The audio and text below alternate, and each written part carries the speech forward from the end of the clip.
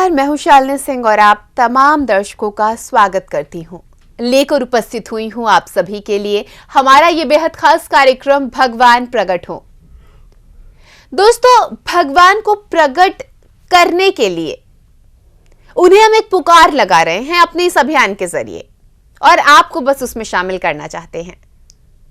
हम ये नहीं कहते कि आप किसी तरह से आश्रम में आइए, क्योंकि यहां कोई आश्रम भी नहीं है। आपको बता दूं, कोई विशेष प्रकार का आपको मंत्र नहीं दिया जाता, आपको यह नहीं कहा जाता कि आप गुरु बनाइए। लेकिन हम ये चाहते हैं कि आप एकजुट होकर उस परमपिता परमेश्वर को आवाज दीजिए, पुकारिए उन्हें। मैं पुकार रही हूं, आप भी पुकारिए। अगर वो मेरे परमपिता हैं तो वो आपके भी परमपिता हैं। और उस परमपिता परमेश्वर को पुकारने के लिए मुझे तो लगता है कि हमें किसी वजह की आवश्यकता नहीं है। बिना वजह के पुकारेंगे हम उसे। उस परमपिता परमेश्वर ने आपको और हमको इस धरती पर भेजा है, तो क्या कोई अपनी इच्छा जताई है? जब वो बिना इच्छा के हमें भेज सकते हैं, तो हम बिना इच्छा के उन्हें क्यों ना पुकारें? यही एकमात्र उद्देश्य है इस कार्यक्रम का। आइए कार्यक्रम की शुरुआत करते हैं और अपने मन में चल रहे बहुत सारे प्रश्नों के उत्तर के लिए एक बार फिर से रुख करेंगे हम पवन कुमार चौधरी जी की तरफ, जो लगातार हमें इस अभियान से जुड़ी हुई बहुत सारी बातें बता रहे हैं और साथ ही साथ अगर हमारे मन में कोई प्रश्न है तो उसका समाधान भी दे रहे हैं। आइए एक बार फिर कार्यक्रम की शुरुआत करेंगे और अपने इस सवाल का जवाब भी उनसे लेंगे। पवन जी, बहुत बहुत स्वागत है। नमस्कार। बहुत बहुत नमस्कार। पवन जी, हमेशा आप कहते हैं कि भगवान प्रकट हो, हमारे साथ खेलें कूदें, मौज करें, अच्छे से रहें। लेकिन उनका क्या, जो भगवान से मांगते ही सिर्फ दुख है। अगर हम बात करें श्रीमद् भागवत गीता की, तो उसमें कुंती माता ने भी ईश्वर से दुख मांगा था जी। अब जब कोई दुख ही मांग रहा है तो फिर भगवान कैसे उसके साथ हंसे खेले कूदे? ये जानना चाहूंगी आपसे। बहुत सही आपने प्रश्न किया। भगवान से कुंती माता ने श्रीमद् भागवत में यह अवश्य ही आप और हम सभी जानते हैं कि भगवान से माता जी कुंती माता ने मांगा है कि भगवान हमें दुख दे दो।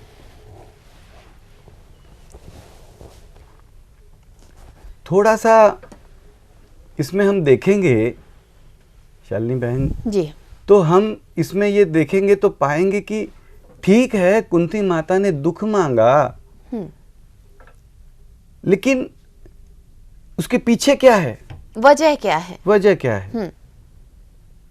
उसका लगाव, उसका प्रेम, उसको कोई दुख से कोई बहुत ज्यादा प्यार है कि मुझे दुख चाहिए, मैं दुख लेऊंगी तो बड़ा मेरा काम या मेरे को बड़ी चीज मिल जाएगी। नहीं, उसका पीछे अगर हम देखेंगे तो हमें एक बात पता चलेगी कि उसके पीछे भी वह दुख नहीं भगवान मांग रही थी। बिल्कुल। वह कह रही है, हम भागवत में देख रहे हैं कि भाई जब पांडवों को वनवास हुआ, 14 साल का वनवास हुआ, तमाम प्रकार के उनके पास दुख आए जी। एक एक दुख आए, ऐसे ऐसे दुख आए, वो घूम के रह गए उस दुखों में। बिल्कुल। कुछ समझ नहीं आता, उन्होंने भगवान को पुकारा, भगवान ने उनकी रक्षा करी, या जो भी उनके पास आए उनके पास। तो सारी अब 14 साल बीत गए। 14 साल बीतने के बाद में उनके राजगद्दी मिल गई, सब कुछ मिल गया। अब राजगद्दी मिल गई, इधर युद्ध भी जीत लिया, कोई कुछ नहीं, आराम से रह रहे थे। तो फिर भगवान का न तो कोई दुख आता, न भगवान को पुकारते, न भगवान से भगवान आते। बिल्कुल। तो ऐसी स्थिति में उन्होंने कहा कि भगवान भगवान ऐसा करो, ये सुख ना आप ले लो, मुझे नहीं चाहिए। क्यों नहीं चाहिए भाई? सुख तो सब मांगते हैं। नहीं नहीं भगवान, वो दुख बहुत बढ़िया था जिसमें तू रोज आ जाता था। यानी उसे दुख नहीं चाहिए था, उसे भगवान चाहिए थे। ऐसा एक दोहा भी आता है इस प्रकार का, वह सुख माथे सिलपट पड़े जो हरि को दे भुलाए। वो जो सुख के कारण मैं भगवान को भूल जाऊं, उसके सिर पे सिल पड़े। बिल्कुल। तो यह भी हमें क्या बता रहा है कि नहीं, हमें न, हमारा जो सानी है, हमारा जो रिश्ता है, हमें जो चाहिए वह तू चाहिए। हाँ, अगर तू दुख में ज़्यादा आ रहा है, ठीक है, मुझे दुख दे दे। ये नहीं कि मुझे दुख चाहिए, मुझे तू चाहिए। तो यही हम कह रहे हैं कि भगवान तू प्रकट हो और और और और और और और मेरा भगवान, आपका भगवान, हमारा भगवान परम समर्थ सर्व समर्थ है। हम तो उससे यह कहते हैं कि भगवान क्यों दुख दे, तू सबको सुख देते हुए भी अगर तू चाह ले तो क्या नहीं कर सकता है? बिल्कुल। क्या तू अधीन है कि दुख होगा तभी तू? नहीं, तू किसी के अधीन नहीं है। तू करने पे आ जाए, तू चाह ले तो तू सब कुछ कर सकता है। भगवान सबको दिखते, सबसे हंसते, सबको गले लगाते, सबको सुखी करते, सबको आनंदित परमानंदित करते कराते, सबको लाड करते, सबको सीने से चिपकाते, सबको प्रेम प्यार से सहलाते, चुंबन करते। प्लीज भगवान प्रकट रहे, प्लीज भगवान सबको आनंदित करते प्रकट रहे, सदा सदा के लिए प्रकट रहे। भगवान प्लीज तुरंत प्रकट रहे। हमारी मांग में क्यों कमी हो, हमारी मांग में क्यों यह हो कि नहीं भाई इसे छोड़ दे, नहीं भाई, सबको सुखी करते हुए, सबको आनंद देते हुए। और हमारा भगवान, हमारा पिता, आपका भगवान, हमारा सबका भगवान परम समर्थ है बहन, परम समर्थ है, परम समर्थ है। परम समर्थ वर्ड छोटा है उसके लिए।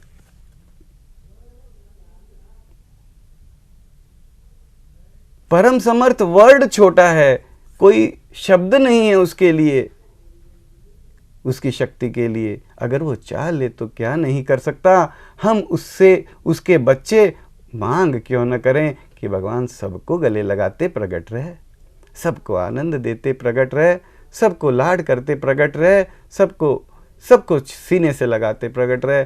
हम अगर मान लीजिए करोड़ों बच्चे करोड़ों बार पुकारेंगे, इसी एपिसोड में अभी आपने शुरुआत में एक शब्द कहा कि सब एकजुट होकर पुकारें। बहन क्षमा करना, इसमें हम यह भी नहीं करते कि एकजुट होकर के, कहाँ एकजुट होंगे, कहाँ हम तुमसे ये कहेंगे वो। भाई जिसको जहां जब जैसे जैसे समझ में आता है, जब जहां जब जिसे जैसे जिस तरीके से एक आवाज दे दी। हमारे पिता ने सुन लिया, अरे अरे अरे शालिनी बहन ने दिल्ली से आवाज दी, अरे रमेश कुमार ने लखनऊ से आवाज दी, अरे मोहम्मद भाई ने कश्मीर से आवाज दी, अरे इसने कलकत्ता से आवाज दी। अरे अगर करोड़ों आवाज, करोड़ों बच्चों की करोड़ों जगह से, अगर तो भगवान तो सबकी सुनता है ना। अगर करोड़ों आवाज उसके कानों में जाएगी, वह दया का सागर, वह रोम रोम में रहने वाला, आप बताइए उसका कितना जी खुश होगा कि मेरे बच्चे, आहा मेरे बच्चे मुझे कह रहे हैं प्रकट हो प्रकट हो प्रकट हो। आज कौन माँ बाप प्रकट नहीं, कौन माँ बाप अपने बच्चों के साथ हंसना खेलना नहीं चाहेगा? क्या उसका दिल नहीं करता मेरे इतने बच्चे हैं, सब धमाधम काम पे लगे, ये गया ये गया, वो उधर गया वो उधर गया वो उधर गया। अरे किसी को एक आवाज तो हमें भी दे दो। क्या उसे, उसका जी नहीं खुश होगा कि नहीं मेरे बच्चों ने आज मुझे पुकारा है? यह अपना एक मूर्खतापूर्ण कहिए, जो कहिए, एक सीधा सिंपल एक आवाज देनी, किसी भी नाम से, किसी भी भाषा में, किसी भी तरीके से, कहीं से भी, कुछ भी, कोई इसमें ये नहीं। जब हमारे कोई अचानक रात के 2 बजे पेट दुखता, हम कैसे पूछने जाते हैं, यार पेट दुखने लग गया, भगवान को कैसे पुकारूं, कौन सा बढ़िया रास्ता है, पेट दुखने के लिए किस तरीके से भगवान को पुकारूं तो भगवान जल्दी से मेरा पेट दर्द ठीक करेगा, जल्दी सुन लेगा? नहीं, हमें जैसे आता है वैसे, हम जैसे आता है, जैसे बन पाते हैं हम सब उसके बच्चे, और वो सब समझता है। हमें फिर भी सीखने की जरूरत होती है, ये सीखते हैं वो सीखते हैं, उसे कोई सीखने की जरूरत नहीं है, वह सब कुछ समझता है। सवाल इस बात का है कि हम झूठे ही मन से सही, बिना भाव भक्ति के ही सही, बिना मन के ही सही, मन से पुकारना अगर हमें आता तो भगवान आ ही गया होता ना। बिना मन के सिनेमा के गाने की तरह क्या हम उसे एक आवाज नहीं दे सकते? हमने आवाज दी, उसने सुन लिया, हमारा काम हो गया। नहीं प्रकट हुआ, हमने दूसरी आवाज दे दी। न कोई चिट्ठी लगी, न कागज लगा, न पेन लगा, न स्याही लगा, न मुंह का थूक लगा, न हम तो कहते हैं शब्द भी नहीं, मुंह से होठ भी नहीं हिलाए। रात को 2 बजे हमने आवाज दी, बिस्तर पे पड़े पड़े, हमारे बगल में कोई सो रहा है, उसे भी नहीं पता चला। उस पिता को तो पता चल गया कि मेरे बेटे ने मुझे आवाज दी है, बस अपना काम हो गया। जिसे चिट्ठी देनी थी उसे मिल गई। फिर वो ना प्रकट हो भाई, कोई बात नहीं, मत प्रकट हो। तू मेरा पिता है, मैं तेरा पिता थोड़ी हूं। तू मेरा प्राणपति है, मैंने तुझे आवाज दी, तूने सुन लिया, तू प्रकट नहीं होता, तेरी मर्जी, मत हो। मैंने दूसरी चिट्ठी दे दी, मैंने दूसरी रिक्वेस्ट डाल दी, मैंने दूसरी प्रार्थना कर दी, दूसरी अरदास कर दी, दूसरी एक रिक्वेस्ट डाल दी कि भगवान प्लीज तुरंत प्रकट हो। नहीं प्रकट हुआ, मेरे भाई को, मेरी बहन को, उनको एक कहा कि भैया एक आवाज तुम भी दे दो, बात खत्म। प्रकट होना चाहे हो, नहीं होना चाहे मत हो, कैसे भी करके हम उससे पुकारें तो सही, भगवान प्लीज तुरंत प्रकट हो। एकजुट हो ना हो, मन से पुकारें ना पुकारें, ध्यान से पुकारें ना पुकारें, कोई चीज़, कोई विशेष इसमें कुछ नहीं है कि ऐसे ही पुकारना है।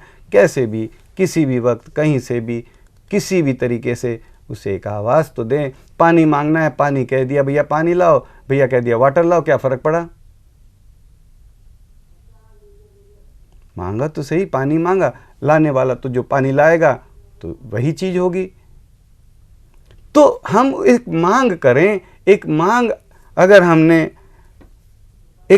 एक आवाज दी, हमारा क्या चला गया? नहीं प्रकट हुआ, हमारा क्या चला गया? हमारे मुंह से उस पिता का, उस परवरदिगार का, उस अल्लाह का, उस खुदा का, उस एक हमारे मन में एक हमारे जहन में, हमारे मुंह से उसका एक नाम तो निकला। हमारे धर्म ग्रंथों में तो बहन यहां तक आता है कि अनख आलसु, मतलब हम अगर आलस से भी उसका नाम लेते हैं, जैसे आज आग है, आग के अंदर आपका हाथ जानबूझ के डाला या भूल से डाला, क्या होगा? भूल से डाला तो ये होगा कि यार आग बोलेगी यार भूल से डाल दिया, चलो अब तो नहीं जलाती हूं। ऐसा होता है? नहीं होता है। जब हम अनख आलसु, हम अपने उस पिता का नाम लिया, बताइए, जब आग जलाना नहीं छोड़ती है तो हमारे तो संत महात्मा, हमारे ग्रंथ में ही आता है कि उसका कैसे भी नाम लेते हैं तो मंगल ही होता है। कम से कम उसका नाम ही हमारे मुंह से निकला, बिल्कुल हमारे जहन में उसका एक, हमारे बनाने वाले का हमारा एक उसका ख्याल हमारे अंदर आया। बताइए हमारा क्या बिगड़ गया? सिर्फ उसे एक आवाज़ देनी है, प्रकट हो ना हो उसकी मर्जी। बिल्कुल, उसकी मर्जी, उसकी मर्जी। बिल्कुल, एक आवाज़ देनी है। और किसी तरह की यहाँ पर ये बंदिश नहीं है कि हम आपको आवाज़ दे रहे हैं तो आपको प्रकट होना ही है। बस एक पुकार लगा रहे हैं हम। और परम पिता को पुकारने के लिए मुझे तो नहीं लगता कि किसी तरह की वजह की ज़रूरत होती है। बहुत सुंदर।